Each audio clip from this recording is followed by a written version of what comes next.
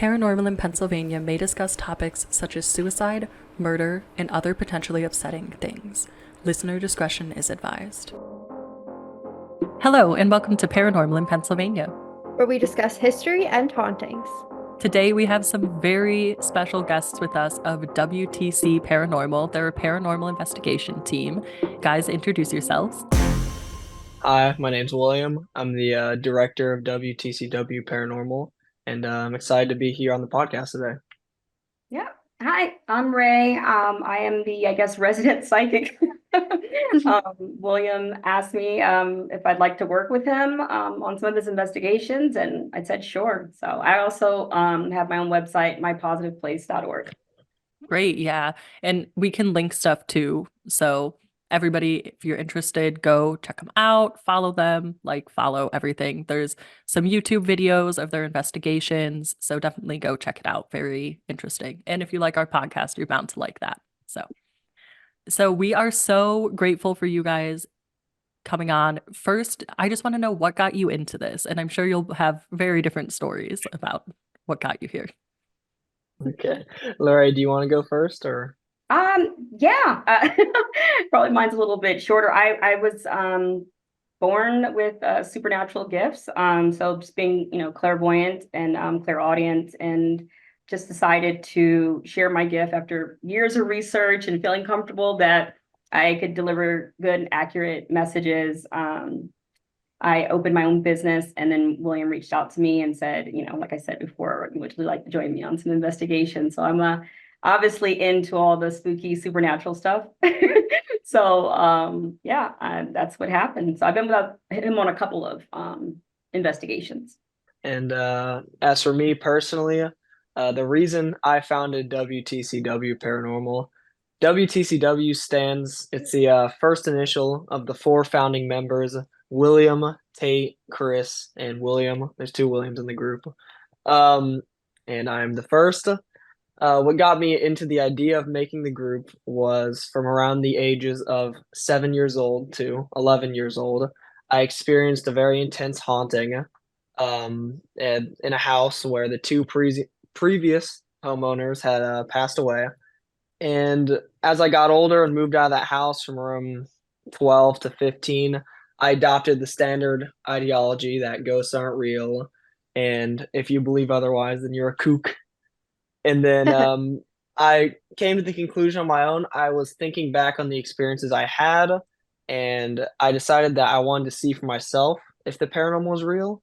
And that is when I started WTCW Paranormal in October of 2021. Nice. Yeah, I saw something that's really cool that you do is house calls, right? Yeah. If people in one of the 7 cities of Hampton Roads is experiencing a haunting or some type of paranormal activity, they can go to my, if you just look up Ghost Hunter Hampton Roads, WTCW on Google, you can find our business profile. They can message me, and I'll verify that it's actually haunted so I don't just get kidnapped, and go in and investigate for them. That's really cool. So when you're considering going to these places, how do you pick who to bring to each investigation? Because I'm guessing a psychic would always be useful to have around. Right, yeah. So what determines which group members come on the investigations, as of right now, we have 5. We have myself, I'm the lead investigator, Lorraine, which is, of course, the psychic medium, William Bateman, which is our other investigator, Emma, who is another investigator, and Tate, who's a cameraman. And it really just depends on who's available at the time of the investigation. I try and give everyone a heads up, as well as, I will ask the homeowner if they mind having 5 goofballs in their house or not. And that's what really determines. Ideally, I like to have everyone there, but obviously that's not possible with all of us working or having school, etc. Sure. And what is your guys' favorite investigation that you've ever done together? For me personally, it was probably my investigation to the Ferry Plantation House, which is a location in Virginia Beach, Virginia. It's supposedly haunted by 11 active spirits. You can book an overnight investigation there for if you pay them. and you can go in there, record. It's super active, definitely the most active place I've gone to, and its history is insane. It was built in, I think, 17, like early 1700s, and it kept reforming the building itself, and that's why there's so many active spirits there. Very interesting just to go there. Yeah, that's my favorite part, I think, of researching this stuff is the fact that the history at these places is usually so rich. Like I feel like I say that all the time, but with the buildings changing their purpose, there's bound to be a lot of activity, you know? It's just interesting. Yeah. Right, yeah. I feel like investigating will turn you into like I feel like it's 90% history based. So you do so much research on history in this business. I think I've only been on a couple of investigations with William so far, hopefully more in the future, but maybe my favorite one would be the first one. We the first one we did Yeah. together, the farm in Mm. Chesapeake. It's an on a historical like I guess landmark or just land. So when we got there, there was a lot of stuff everywhere. But it when first thing when we got there, the dogs, they had all these dogs back in a pen and they were barking, barking, barking, barking. And so I said, so you guys mind if I like walk ahead and just kind of get a feel for everything? And they were like, yeah, that's fine. So I started walking towards the dogs and they were telling me there was a baby horse buried on like I guess like a big piece of land. That the best way to describe it, next to the pen or the kennel. And I was like, a baby horse. And so I asked the owners, I was like, this is gonna be weird, but the dogs are telling me there's a baby horse buried right there. And they're like, well, yeah, actually it is. And so I mean there was a lot of stuff that happened during that investigation, but just getting the communication from the animals, picked up some what's it called when the energies just from like static energy that was from previous, what is it called, William? I forgot Oh, the it's residual. impression. Yeah, residual energy. Yeah. Residual. See, he knows all that lingo. So a lot of residual energy. I picked up a soldier, Revolutionary War soldier that was shot there, or might have just different stuff. And it was just very, very active. It was my first paranormal investigation, using my abilities in that way. And so they had a lot of antiques there. So we just picked up a lot. It was really fun. Did you find that it was like difficult or was it natural to kind of transition from like normal psychic tools and using it that way and then transitioning into the paranormal?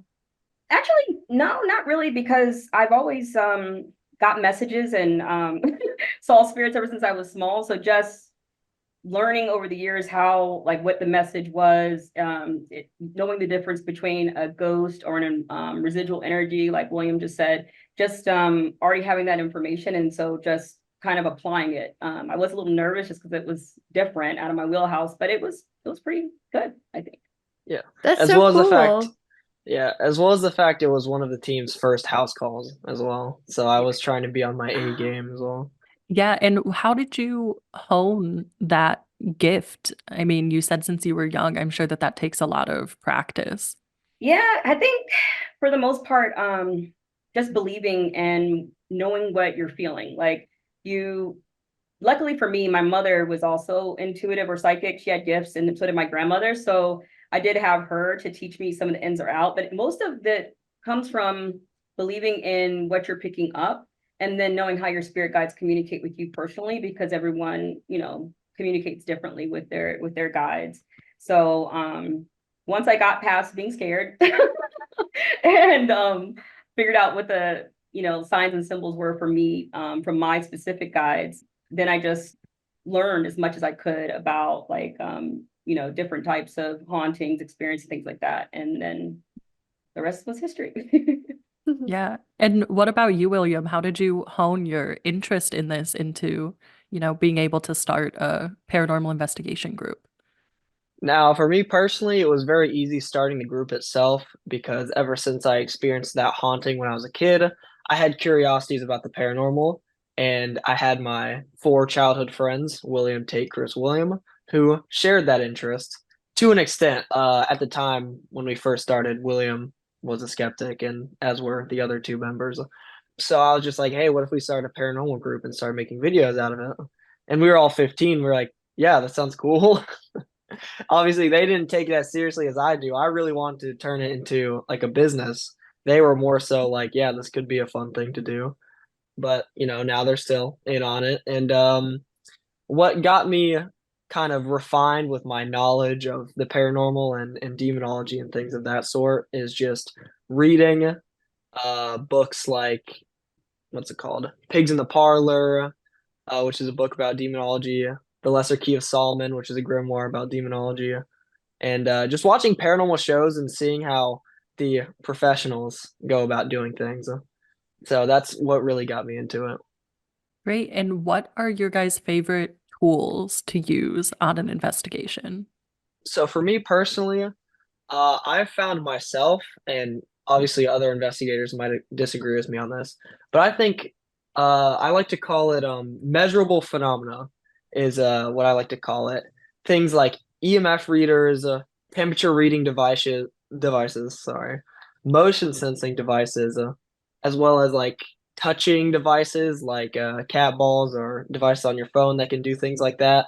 Because with while it may be cool to have an interaction with a spirit using a spirit box or a REM pod or something of that sort, the average person that doesn't know anything about the paranormal will have no idea what that means, right? But if you show someone who has no idea about the paranormal a motion sensor going off when there's nothing in front of it in a supposedly haunted location, they're like, whoa, now this Mhm. is something to talk about, right?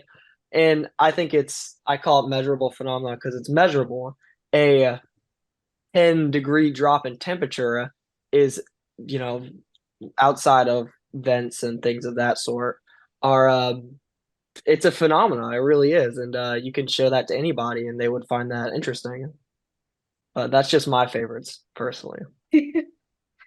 Yeah, everything he said is definitely correct. I like how his approach to investigating is scientific. So he's kind of mixing like the science with, I guess, the paranormal, where a lot of people they just want any type of reaction. He also kind of wants to like cancel it out, and I really love that William comes with that intellect and that way of looking at it.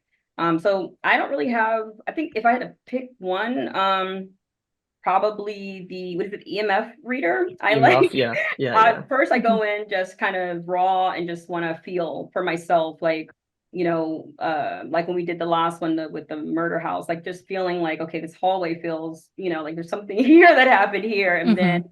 if you're able to cross-reference and then have the EMF reader go off in the area that you feel, then you're like, oh wow, okay, that's excellent, because it kind of gives you that extra validation. I feel like they help so much at the beginning of an investigation because you really get to like center yourself wherever the activity is the greatest, which I think is such a cool tool to have. Yeah, I think EMF Yeah. readers, what I like about them is that they're so portable. I keep mine in my purse. And so if I'm anywhere and it's like I feel something's off or we hear it's haunted, I'm like, oh, well, guess what I have in my purse? And it's, you can just kind of do it live in that way, which Right. is fun. So, what advice do you have to people that are getting interested in paranormal investigation if they're just starting off? What would you recommend to them? Now, I myself, as someone who's new to it, relatively speaking, a lot of the other paranormal groups in the city of Virginia are very experienced in comparison to me. 15, 20, 10 years of experience investigating. I started mine in 2021, right? So I'm the little guy. So me personally, uh, talking to people that are interested in starting a group, there's nothing stopping you outside of maybe the expense of the equipment, and just try and keep yourself grounded. I feel like a lot of people kind of drive themselves crazy trying to figure out the puzzle of what the paranormal is, theorizing that it's something living on a fourth dimensional plane or something of that sort. And while those may be correct theories, I wouldn't try and lose yourself too much in driving yourself crazy trying to figure it out. I think legitimacy first is more important with catching evidence and adding locations to your resume, and compared to figuring out theories about the paranormal. That's a great answer. Yeah, no, I mean, William, he said I think he's being humble because I was so shocked at how prepared, and I mean everything that he did. Like he had like holy water, he had sage, he had Palo Santo, he had like a backup plan for a backup plan.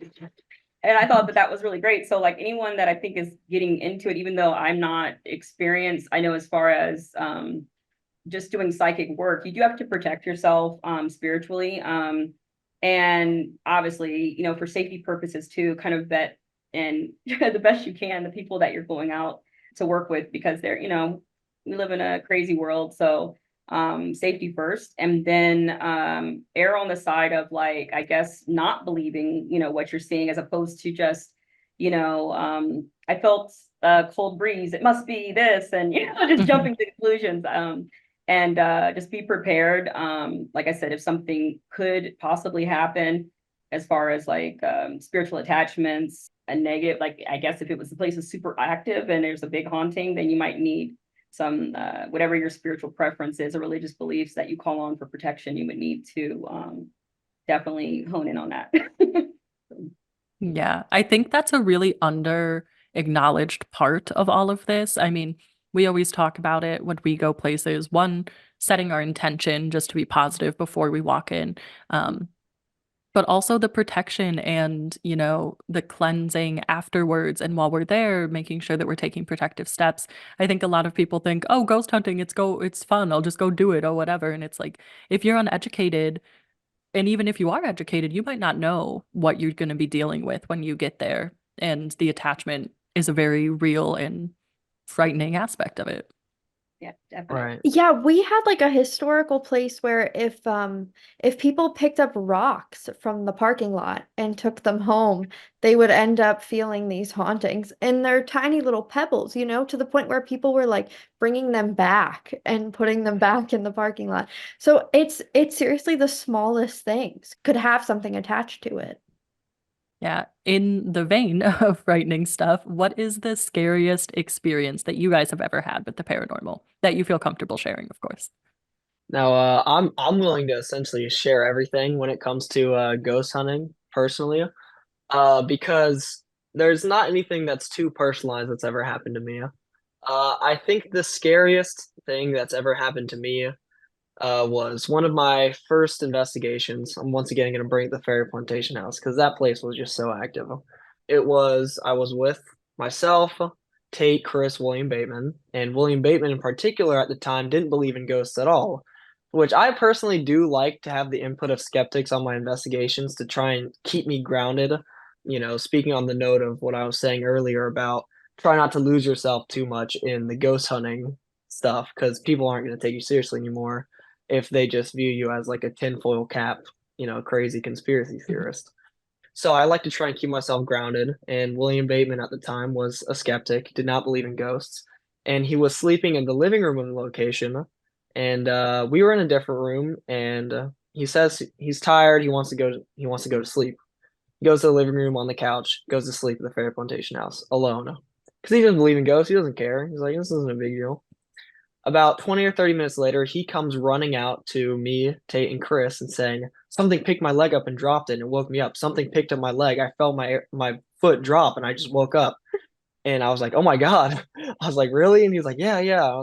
Well, after I asked him, I was like, do you believe in ghosts now? And he was like, absolutely. I was like, okay. You know, so that was probably the scariest thing that's ever happened to me. And it didn't even happen to me. I just saw it. Did you see his leg go up, or he just No, he was just in the living room and he came out like frantically telling us that it happened and I know him like he's totally was a skeptic at that point. He said that I was like it was kind of dumb that I was making that business, but he'd go along just for, you know, the sake of it. And you know, I knew he would never lie about something like that. And then here he comes rushing out swearing something grabbed him. yeah, wow. It is scary. Yeah. I guess I've had several obviously really scary experiences. I think my scariest one probably happened when I was a teenager. My best friend called me over like to do like a sleepover. Her parents were out of town and her sister was sleeping at a friend's house. And I get there and she's got a Ouija board. I know. We're gonna be like, Oh don't no. play with the Ouija board. But yeah, she had it and she said she'd been playing with it. And she was like, it's a little girl and she's really sweet. You want to try? And I was like, no, I don't want to do that. I've heard really bad things. And so she was like, no, it's cool, let's play with it. So we started playing with it and the board was moving very slow. And the little girl was like saying, I missed you, and just really sweet stuff.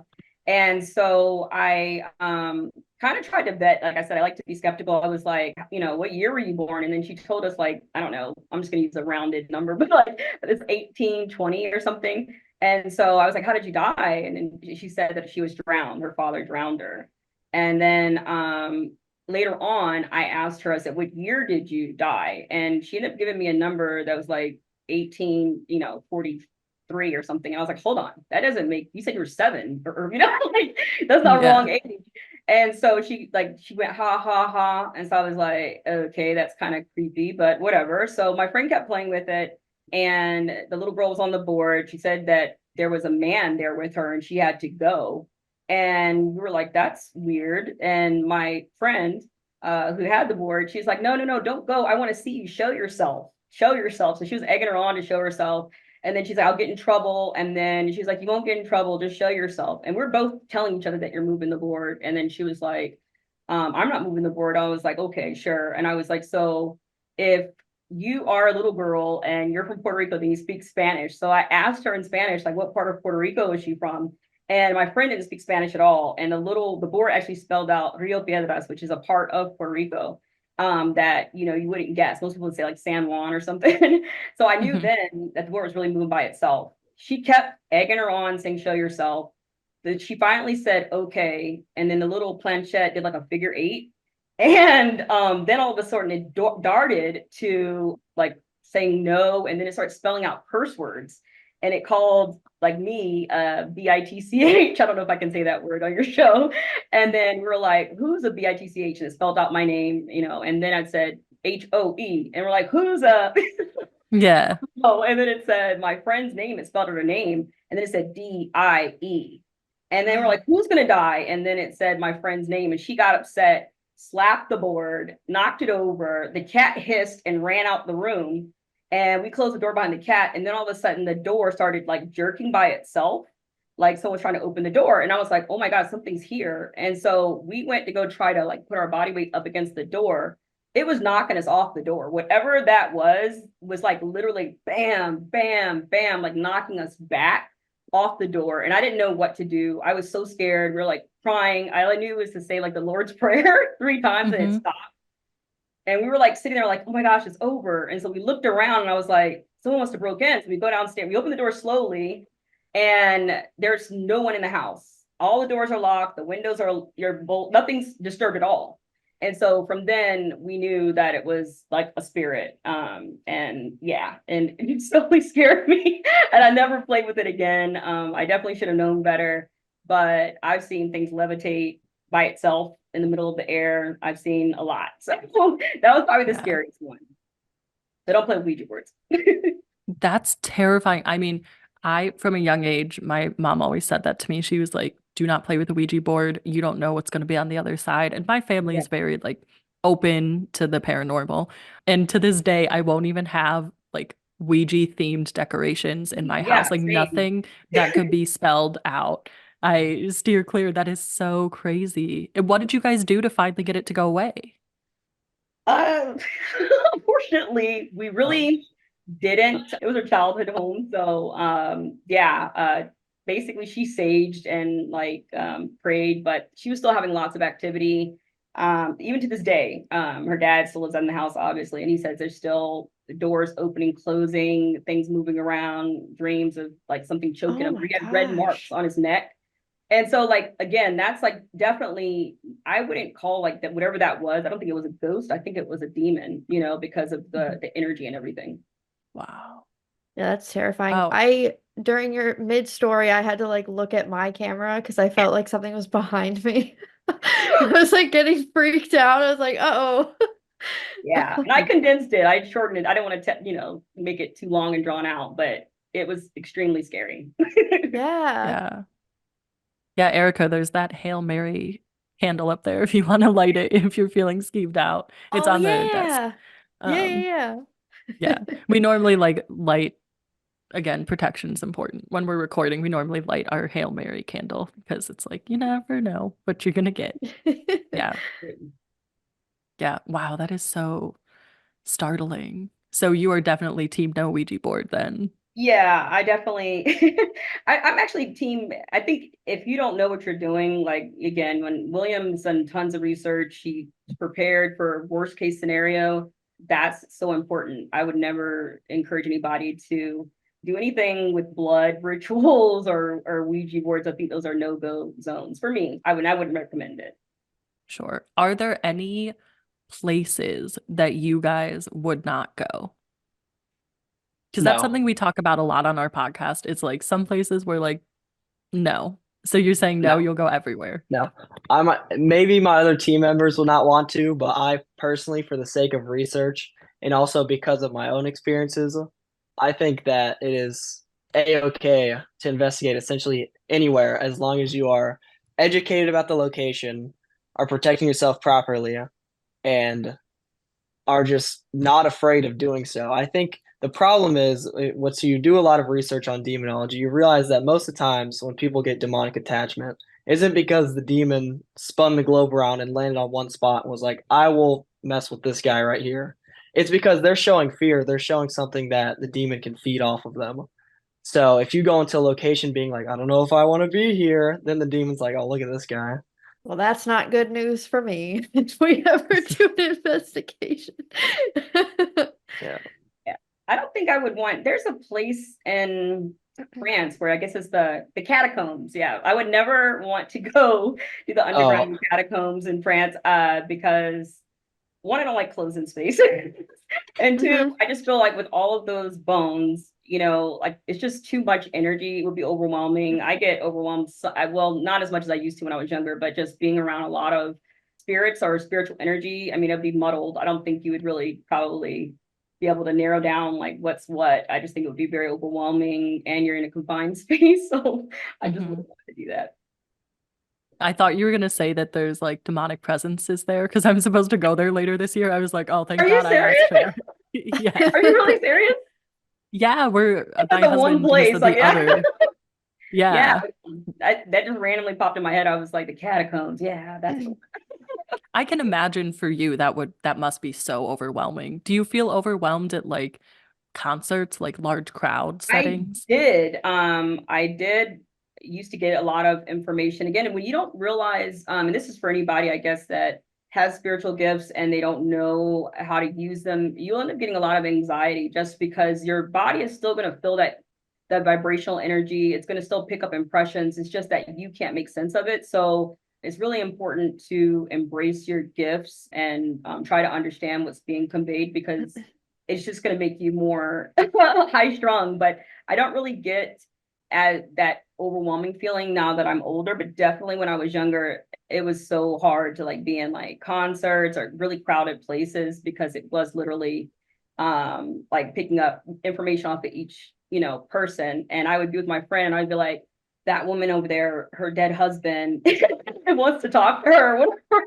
And she would be like, go tell her. I was like, I'm scared. What if I'm wrong? Or what if she doesn't like him? It was all these what ifs. And again, fear, like William said, it's just not good for the spiritual, Hmm. world. Like you can't be afraid of everything. So yeah. Yeah. Yeah. But it's like, can I just enjoy a concert? You know? Right. Yeah. So I don't know if both of you went, but I know at least one of you went to Eastern State Penitentiary in that was me. Philadelphia. Yeah. Yeah, And that I was want to me. hear about your experience there because we covered it very early on in our podcast, and I've been there multiple times. So I'd love to hear about your experience there.